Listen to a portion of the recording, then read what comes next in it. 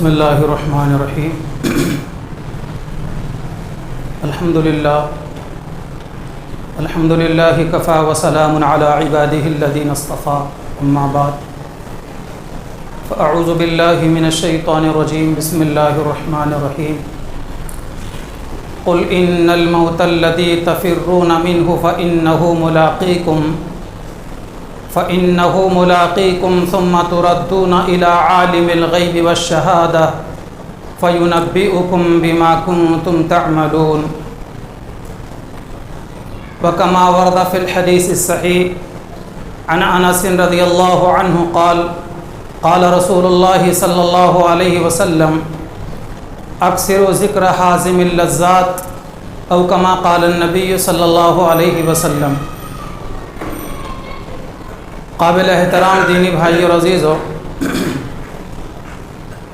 موت ایک ایسی اٹل حقیقت ہے، نہ اس میں کسی کے اختلاف ہے، نہ اب تک کسی نے اس کا انکار کیا ہے۔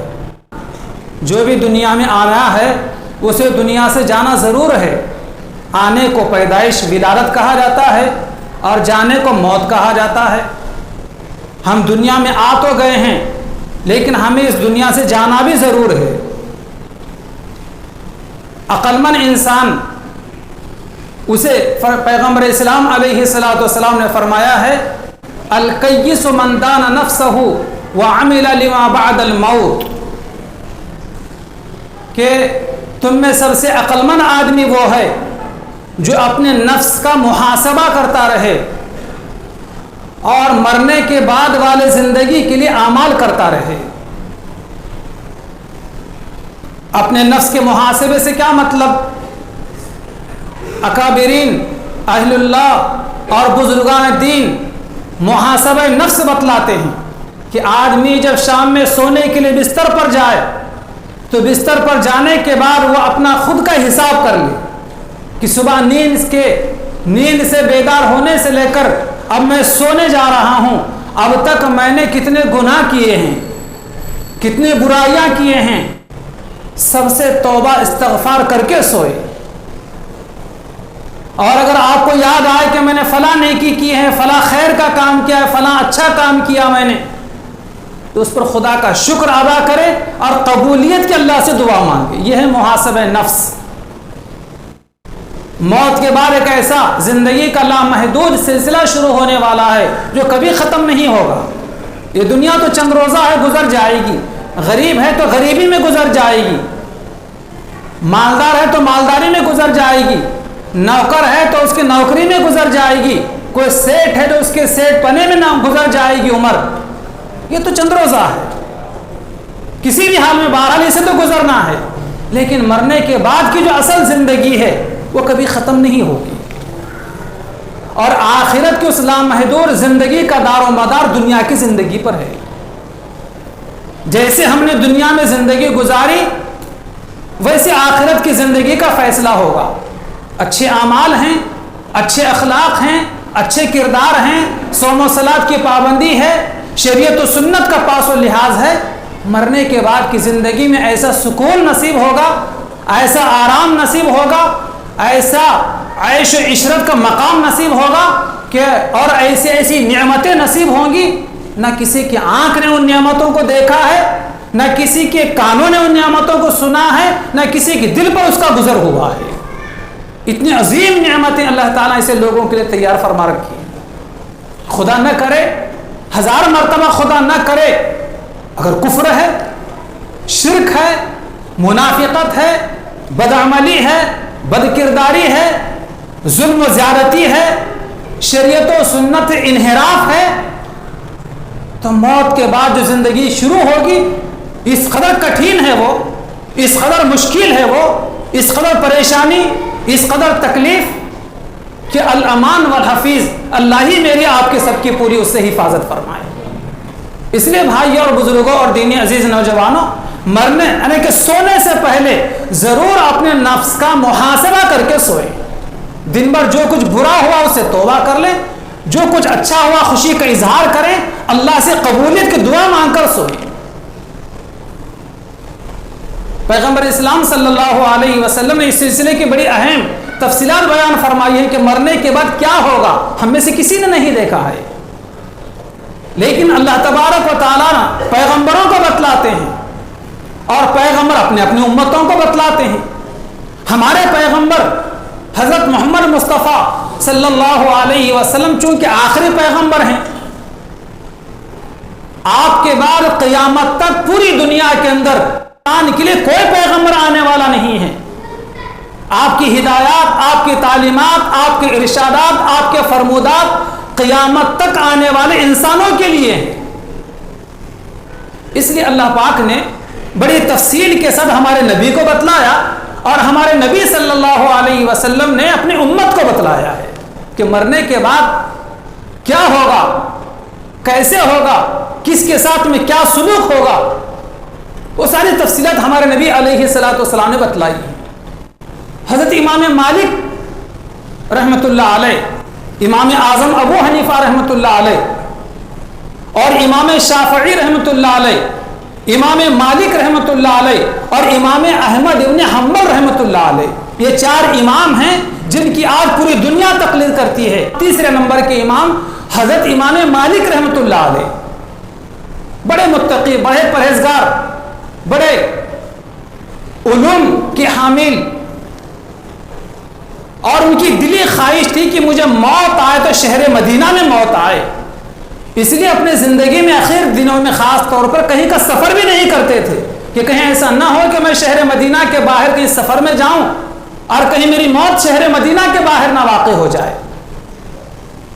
چنانچہ ایک مرتبہ عشاء کی نماز ہو گئی اور آپ آرام کرنے کے لیے لیٹنے کے بعد خواب میں سرکار دو عالم محمد الرسول اللہ صلی اللہ علیہ وسلم تشریف لائے۔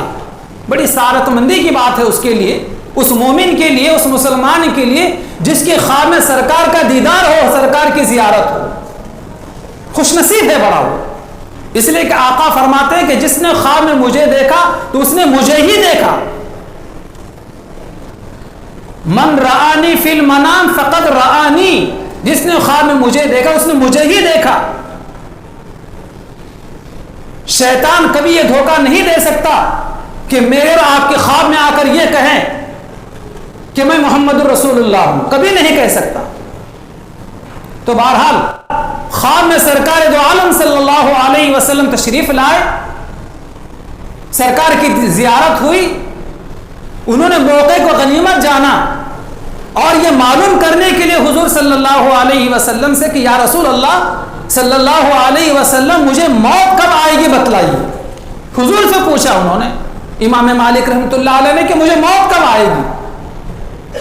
خواب ہی کے اندر حضور صلی اللہ علیہ وسلم نے اپنے مبارک ہاتھ کا اشارہ فرمایا۔ حضرت امام مالک رحمۃ اللہ علیہ خواب سے بیدار ہوئے۔ خواب سے بیدار ہونے کے بعد جو اس زمانے میں خوابوں کی تعبیر بتلانے والے بہت بڑے امام تھے اس وقت، علامہ ابن سیرین رحمۃ اللہ علیہ، امام مالک رحمۃ اللہ علیہ نے اپنے قاصد کو ان کے پاس بھیجا اور کہا کہ اس خواب کی تعبیر پوچھ کر آؤ۔ چنانچہ قاصد وہاں پہنچا اور پہنچنے کے بعد علامہ ابن سیرین علیہ الرحمہ سے کہا کہ یہ خواب ہے کہ حضور سے پوچھا گیا تھا خواب کے اندر کہ موت کب آئے گی، تو آقا دو جہاں صلی اللہ علیہ وسلم نے اپنے مبارک ہاتھ سے صرف اشارہ فرمایا انگلیوں سے، اس کی کیا تعبیر ہے؟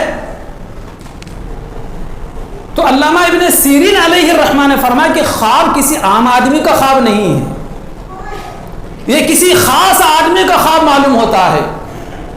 بتلایا گیا کہ امام مالک رحمۃ اللہ علیہ کا خواب ہے، یہ امام مدینہ امام مالک رحمۃ اللہ علیہ کا خواب ہے۔ تو نے کہا کہ ہاں امام مالک ہی ایسا خواب دیکھ سکتے ہیں۔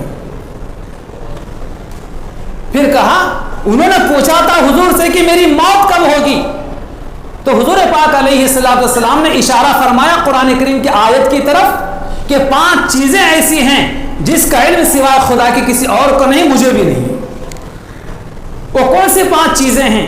اللہ تعالیٰ قرآن مجید میں ارشاد فرماتے ہیں، ان اللہ عنده علم الساعہ، قیامت کب آئے گی، کس سال آئے گی، اس کا علم سوائے اللہ کے کسی کو نہیں معلوم. وَيُنَزِّلُ الْغَيْثَ کہ بارش کہاں ہوگی، کتنی ہوگی، ہوگی یا نہیں ہوگی، اس کا علم سوائے اللہ کے کسی کو نہیں معلوم. وَيَعْلَمُ مَا فِي الْأَرْحَامِ اور ماں کے پیٹ میں کیا ہے، بچہ ہے بچی ہے، کیا یوں ہی پیٹ پھلا ہوا ہے یا کچھ نہیں ہے، اس کا علم سوائے کسی کے نہیں ہے خدا کے. اور چوتھی چیز وَمَا تَدْرِي مَاذَا تَكْسِبُ غَدًا کہ انسان کل کیا کمائے گا. گھر سے باہر نکلے گا روز مزدوری کے لیے، ذرائع معاش کے لیے، کچھ روز مزدوری ملے گی بھی یا نہیں، کہ خالی ہاتھ واپس آئے گا، اس کا علم بھی سوائے خدا کے کسی کو نہیں ہے. اور یہ کہ ماں کے پیٹ میں کیا ہے، آپ کہیں گے کہ آج کل تو بتلایا جاتا ہے، لیکن کتنی مرتبہ ایسا ہوا ہے کہ مشینوں نے ایک چیز کا پتہ دیا، اس کے خلاف واقع ہو گیا. اور یہ تو مشین ہے، مشین کے ذریعے سے معلوم ہوتا ہے، بغیر مشین کے کون بتلا سکتا ہے کہ ماں کے پیٹ میں کیا ہے، کوئی نہیں بتا سکتا. تو چوتھی چیز یہ ہے کہ آدمی کل کیا کمائے گا. آج سو رہا ہے، کل نیند سے بیدار ہوگا تو کل آدمی کیا کمائے گا، اس کا علم سوائے خدا کی کسی کو نہیں ہے. اور پانچویں چیز وما تدری نفس بأی ارض تموت کل انسان کس روئے زمین پر مرے گا، اس کا علم سوائے خدا کے کسی کو نہیں معلوم. کب مرے گا، کہاں مرے گا، کتنے دنوں کے بعد مرے گا، اس کا علم سوائے خدا کے کسی کو نہیں ہے.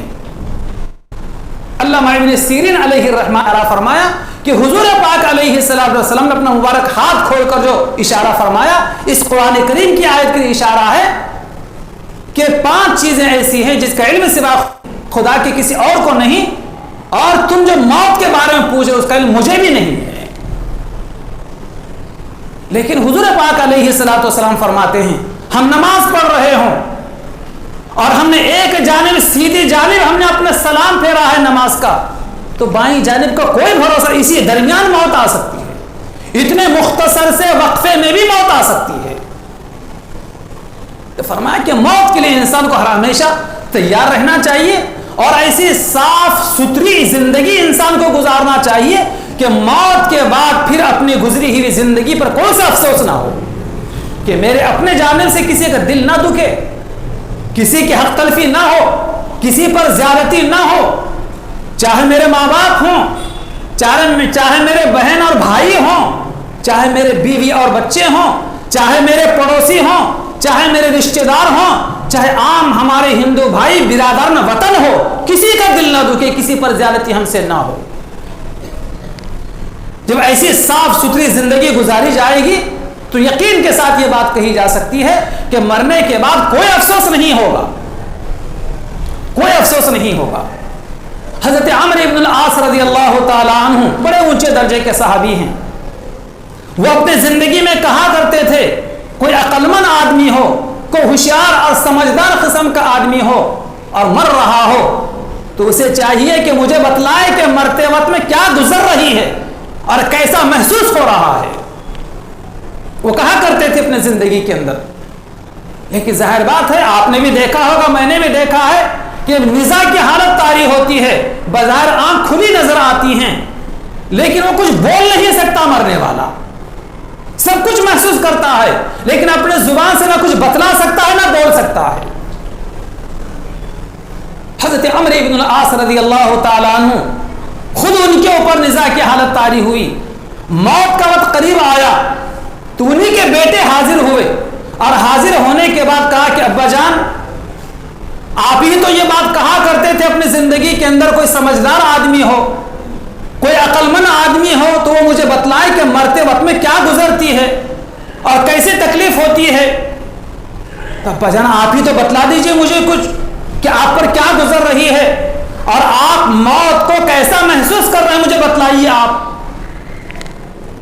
تو صحابی رسول عمرو ابن العاص رضی اللہ تعالیٰ کہا کہ بیٹے اس وقت جو کیفیت میرے اوپر طاری ہے اور جو مجھے تکلیف ہو رہی ہے اس کو الفاظ میں بیان نہیں کیا جا سکتا.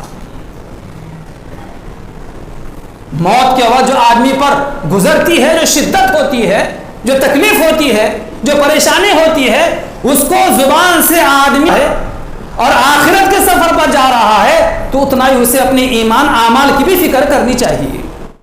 آپ علیہ الصلوۃ والسلام فرماتے ہیں تم میں سے کوئی کسی کی اگر میت ہو جائے اور تم میں سے کوئی اگر اس کے جنازے میں شریک رہتا ہے اور تدفین تک یعنی دفن ہونے تک اگر وہاں پر حاضر رہتا ہے، شریک رہتا ہے، تو حضور پاک علیہ الصلوۃ والسلام فرماتے ہیں کہ اس کو 2 قیراط ثواب ملے گا۔ کتنے قیراط؟ 2 قیراط۔ اور اگر کوئی صرف نماز جنازہ پڑھ کر واپس آ جائے یعنی دفن سے پہلے واپس لوٹ کر آ جائے تو حضور علیہ الصلوۃ والسلام فرماتے ہیں کہ اسے 1 قیراط ثواب ملے گا، 1 قیراط۔ صحابہ نے پوچھا کہ یا رسول اللہ صلی اللہ علیہ وسلم قیراط کیا چیز ہے؟ تو آپ علیہ الصلوۃ والسلام نے فرمایا کہ قیراط اور اجر ثواب ہے۔ تو ہم میں سے کسی کے جنازے میں شریک ہونا، نماز جنازہ میں اور دفن تک ساتھ رہنا گویا کہ 2 احد کے پہاڑ کے برابر اجر ثواب رکھتا ہے۔ اور اگر صرف نماز جنازہ پڑھ کے ہم واپس آتے ہیں تو 1 احد کے پہاڑ کے برابر ثواب ملتا ہے۔ اس کے بعد آقا دو جہاں صلی اللہ علیہ وسلم نے فرمایا کہ اس ذات کی قسم جس کے قبضے میں محمد کی جان ہے صلی اللہ علیہ وسلم، احد پہاڑ سے زیادہ اس کے ترازو میں اجر ثواب کا باعث بنے گا، احد پہاڑ کے برابر۔ تو اس سے معلوم ہوا کہ نماز جنازہ میں شرکت اور کسی کے دفن کفن میں شریک ہونا گویا کہ یہ بھی زندگی کا سب سے وزنی، سب سے بھاری عمل ہے۔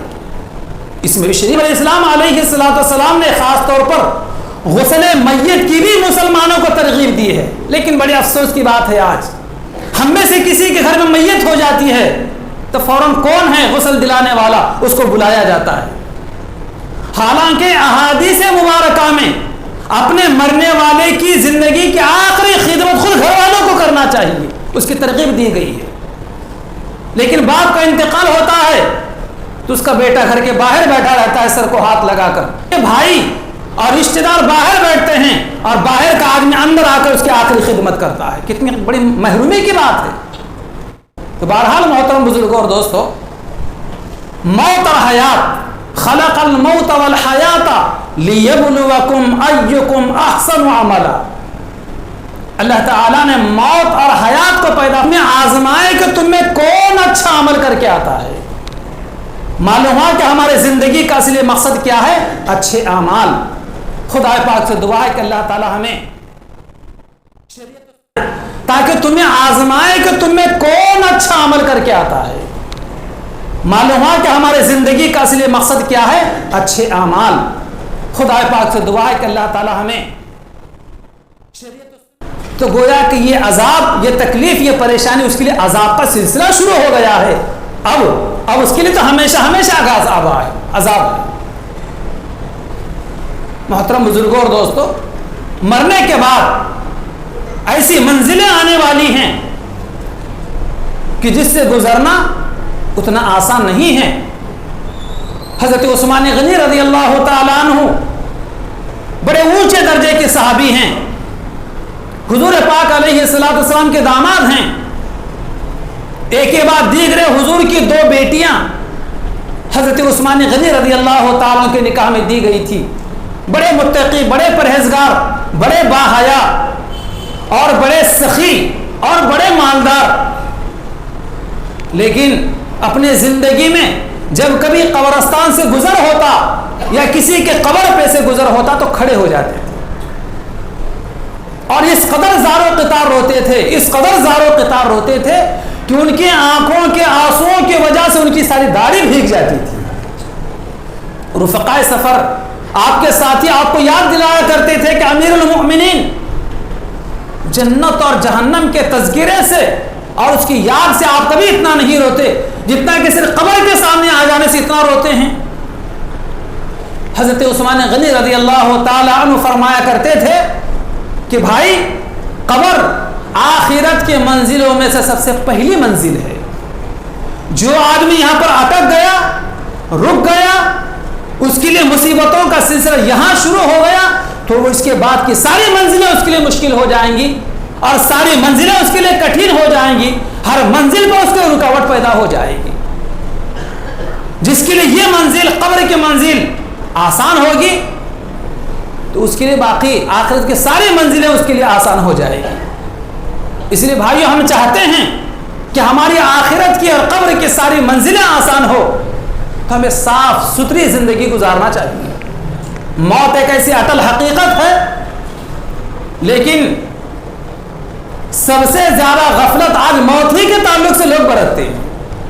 محسوس ایسا ہوتا ہے کہ شاید ابھی 25-50 سال تک مرنا نہیں ہے، حالانکہ کسی کو پتا نہیں ہے کہ 5 دن رہیں گے یا 50 دن رہیں گے یا 50 سال رہیں، کسی کو پتا نہیں ہے. موت کے بعد قبر میں کیا کام آنے والا ہے؟ صرف ایمان اور اعمال. جس کا ایمان جس درجے کا ہوگا، جس کے اعمال جتنے صاف ستھرے ہوں گے، وہ اتنا ہی زیادہ قبر میں آرام سے رہ سکے گا، سو سکے گا، آرام کر سکے گا. اور جس کا ایمان جس قدر خراب ہوگا اور جس نے جس قدر اپنے گناہوں کی وجہ سے، نافرمانی کی وجہ سے، سرکشی و ظلم و زیادتی کی وجہ جس نے اپنا ایمان جتنا خراب کیا ہوگا اور جس قدر اس کے اعمال خراب ہوں گے، بس اس کی قبر بھی وہیں سے مشکل بنتی چلی جائے گی. مرنے کے بعد قبر میں جو ہے ایمان اور اعمال کام آئیں گے. جیسے آدمی کوئی بیرونی سفر پر جا رہا ہو، کوئی سعودی عرب جا رہا ہو، کسی اور ملک کو جا رہا ہو، تو ظاہر بات ہے جانے سے پہلے سفر کی تیاری کرتا ہے اور اس ملک میں داخل ہونے سے پہلے اس ملک کی کرنسی کی بھی تیاری کر لیتا ہے. سعودی عربیہ جا رہا ہے تو اب یہ نوٹ چلنے والا نہیں، انڈین کرنسی نہیں چلنے والی ہے، بلکہ وہاں پر ریال چلتا ہے. وہاں پر تو آدمی یہیں سے اس کی تیاری کرتا ہے کہ کس طریقے سے میں یہیں سے کچھ ریال لے لوں، اس لیے کہ انڈین کرنسی تو وہاں پر نہیں چلتی. تو اسی طریقے سے محترم بزرگوں اور دوستوں، مرنے کے بعد جو کرنسی کام آنے والی ہے وہ ایمان و اعمال کی کرنسی ہے. تو جس قدر آدمی کہیں بیرون سفر پر جا رہا ہو تو کرنسی کی اور توشے کی تیاری کرتا ہے، اسی طریقے سے آدمی کو چاہیے کہ برزخ کے سفر پر جا رہا ہے اور آخرت کے سفر پر جا رہا ہے تو اتنا ہی اسے اپنی ایمان اعمال کی بھی فکر کرنی چاہیے. آپ علیہ الصلوۃ والسلام فرماتے ہیں تم میں سے کوئی کسی کی اگر میت ہو جائے اور تم میں سے کوئی اگر اس کے جنازے میں شریک رہتا ہے اور تدفین تک یعنی دفن ہونے تک اگر وہاں پر حاضر رہتا ہے، شریک رہتا ہے، تو حضور پاک علیہ الصلوۃ والسلام فرماتے ہیں کہ اس کو 2 قیراط ثواب ملے گا. کتنے قیراط؟ 2 قیراط. اور اگر کوئی صرف نماز جنازہ پڑھ کر واپس آ جائے یعنی دفن سے پہلے واپس لوٹ کر آ جائے تو حضور علیہ الصلوۃ والسلام فرماتے ہیں کہ اسے 1 قیراط ثواب ملے گا. 1 قیراط. صحابہ نے پوچھا کہ یا رسول اللہ صلی اللہ علیہ وسلم قیراط کیا چیز ہے؟ تو آپ علیہ الصلوۃ والسلام نے فرمایا کہ قیراط احد پہاڑ کے برابر اجر و ثواب ہے. تو ہم میں سے کسی کے جنازے میں شریک ہونا، نماز جنازہ میں اور دفن تک ساتھ رہنا گویا کہ 2 احد کے پہاڑ کے برابر اجر و ثواب رکھتا ہے. اور اگر صرف نماز جنازہ پڑھ کے ہم واپس آتے ہیں تو 1 احد کے پہاڑ کے برابر ثواب ملتا ہے. اس کے بعد آقا دو جہاں صلی اللہ علیہ وسلم نے فرمایا کہ اس ذات کی قسم جس کے قبضے میں محمد کی جان ہے صلی اللہ علیہ وسلم، احد پہاڑ سے زیادہ اس کے ترازو میں اجر و ثواب کا باعث بنے گا، احد پہاڑ کے برابر. تو اس سے معلوم ہوا کہ نماز جنازہ میں شرکت اور کسی کے دفن کفن میں شریک ہونا گویا کہ یہ بھی زندگی کا سب سے وزنی، سب سے بھاری عمل ہے، اس میں بھی شریک ہونا چاہیے. پیغمبر اسلام علیہ الصلوۃ والسلام نے خاص طور پر غسل میت کی بھی مسلمانوں کو ترغیب دی ہے. لیکن بڑے افسوس کی بات ہے آج ہم میں سے کسی کے گھر میں میت ہو جاتی ہے تو فوراً کون ہے غسل دلانے والا، اس کو بلایا جاتا ہے. حالانکہ احادیث مبارکہ میں اپنے مرنے والے کی زندگی کی آخری خدمت خود گھر والوں کو کرنا چاہیے، اس کی ترغیب دی گئی ہے. لیکن باپ کا انتقال ہوتا ہے تو اس کا بیٹا گھر کے باہر بیٹھا رہتا ہے سر کو ہاتھ لگا کر، بھائی اور رشتہ دار باہر بیٹھتے ہیں اور باہر کا آدمی اندر آ کر اس کی آخری خدمت کرتا ہے. کتنی بڑی محرومی کی بات ہے. تو بہرحال محترم بزرگوں اور دوستو، موت اور حیات، خلق الموت والحیات لیبلوکم ایکم احسن عملا. اللہ تعالیٰ نے موت اور حیات کو پیدا فرمایا ہے تاکہ تمہیں آزمائے کہ تم میں کون اچھا عمل کر کے آتا ہے. معلوم ہوا کہ ہمارے زندگی کا اصلی مقصد کیا ہے؟ اچھے اعمال. خدا پاک سے دعا ہے کہ اللہ تعالیٰ ہمیں تاکہ تمہیں آزمائے کہ تم میں کون اچھا عمل کر کے آتا ہے. معلوم ہوا کہ ہمارے زندگی کا اصلی مقصد کیا ہے؟ اچھے اعمال. خدا پاک سے دعا ہے کہ اللہ تعالیٰ ہمیں